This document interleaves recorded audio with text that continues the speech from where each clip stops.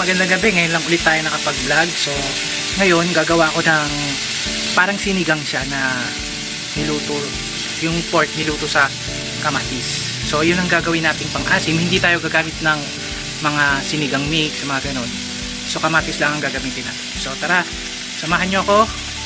Ngayon, kahit kararating ko lang, lulutuan ko ng pagkain ng aking asawa dahil ngayong December wala akong maibibigay sa kanyang pera, kundi ito lang, lulutuan ko lang siya, tapos sarili ko lang kaya. So tara, simulan na natin. Ayan, nakapag-gisa na ako.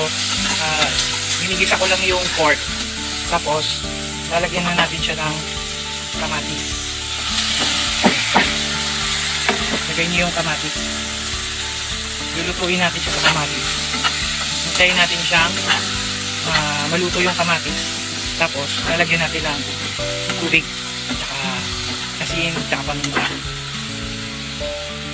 So ayan, ilalagay na natin yung gulay with sitaw at saka pechay dito sa pinakuluan ko na tong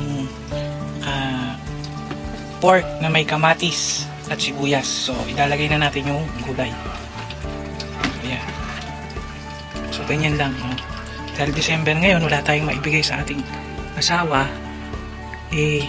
tuwa na lang natin para hindi magalit, diba? Dahil wala nga tayong maibibigay dahil muna December ngayon, wala tayong maibigay kundi lutuan na lang natin. So ayan na siya. So balikan natin mamaya.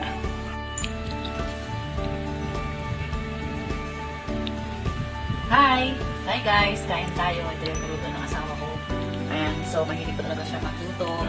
Very, artistic. Ayan, so kung ano naman, tayo sa Facebook niluto niya. Pero, sulit naman. And he's learning to cook unlike before. And masarap naman siya. Ayan, shoutouts sa mga kaibigan niya. Sana ganyan din yung mga misis niyo, patikimin sa yung mga luto. Ayan. So, huwag niyo po makalimutan mag-subscribe sa kanyang YouTube channel at saka sa kanyang Facebook. Ayan, maraming salamat sa mga viewers at sa mga followers. The best na luto. Anong tawag dito sa luto mo? Hindi ko alam. Hindi ko niya alam, pero masarap. Para siyang sinigang, pero wala lang asim. Pero ganito siya yung concept niya. Yan sa pagluluto. Pwede na rin. And masarap talaga. Siyempre, lalo na pag loved ones mo yung nagluto, talagang sugit. Alis pagod. Yan. Salamat!